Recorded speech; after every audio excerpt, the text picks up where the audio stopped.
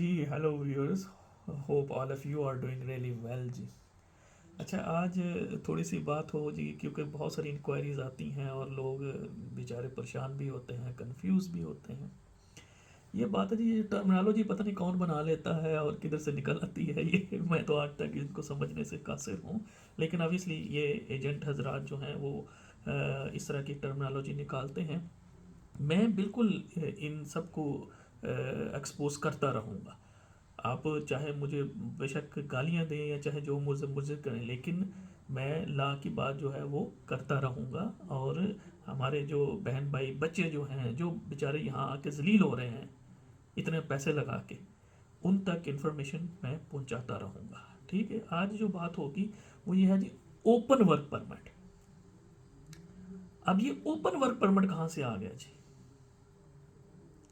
ठीक है जी। अब वो कहते ये हैं कि अच्छा जी, हम आपको क्या करेंगे कि हम आपको स्पॉन्सरशिप दे देंगे, यानी सीएस दे देंगे। हम आपको फिर यहाँ पे लेके भी आ जाएंगे, लेकिन काम हम आपको नहीं देंगे, काम आप किसी दूसरी जगह पे करें। ठीक है।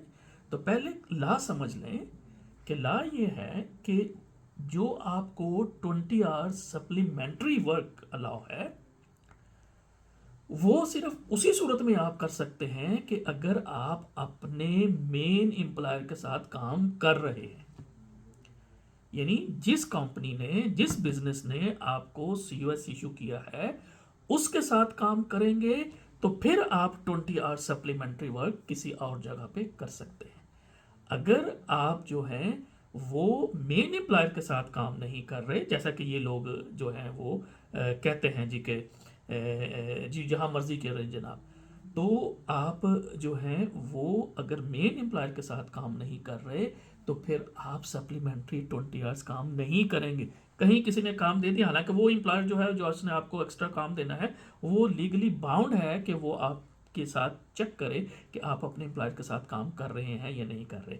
अगर ऐसा नहीं है, दो चीज़ें हैं। एक तो वो एम्प्लॉयर जिसने आपको जॉब दी है, वो भी in quite kind of breach of immigration laws है, और उसको हैवी फाइन जो है वो हो सकता है। ठीक है, और अगर उसके पास कोई लाइसेंस है तो वो उसका लाइसेंस भी रिवोक हो सकता है। दूसरा, आप भी जो है वो इमिग्रेशन लॉ की ब्रीच में है। तो ये जो कॉन्सेप्ट है जी कि ओपन वर्क परमिट है जी, ओपन वर्क हम नहीं देंगे, कहीं और जाकर काम कर लीजिएगा, तो इसके ढांचे में मत आइएगा। ये कोई ऐसा जो है वो नहीं है। ठीक है जी। एक तो ये बात। दूसरा ये है कि लास्ट वीक मैंने सेल्फ स्पॉन्सरशिप के ऊपर बात की थी। तो कुछ लोगों ने कहा जी नहीं जी, हमने अप्लाई किया है तो हमें मिल गया है, तो we are very confident and this one. अब अगर आपने बीच में कोई वारदात डाली है, यानी अगर आपने देखें एक बिजनेस किसी का है, लेकिन जो है वो आपने जो है वो,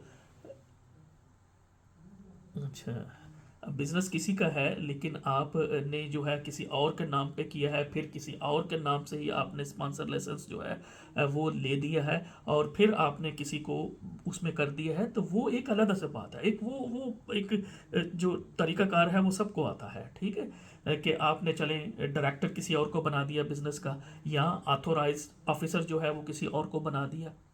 तो कुछ चीज़ें जो हैं वो पॉसिबल हैं, लेकिन अगर आप ये कहेंगे कि जनाब मैं, जैसे मैं अपने नाम के ऊपर बिजनेस खोलूंगा, मैं अपने नाम के ऊपर ही लाइसेंस लूंगा, मैं फिर उसी के ऊपर अपने आप को जो है वो स्पॉन्सर करूंगा, तो that is not possible. Again I will repeat this कि इस तरह से नहीं हो सकता। हाँ, अगर आप कहीं से कान यहाँ से पकड़ने के बजाय इधर से पकड़ने की कोशिश करें, बीच में कुछ कर लें। देखिए, बात ये होता है कि लॉ में कहीं ना कहीं से लूप होल जो है वो लोग निकाल लेते हैं, और इसी का फ़ायदा उठाते हैं ये एजेंट हजरात जो हैं, और आपको जो है वो बेवकूफ़ बनाने के लिए।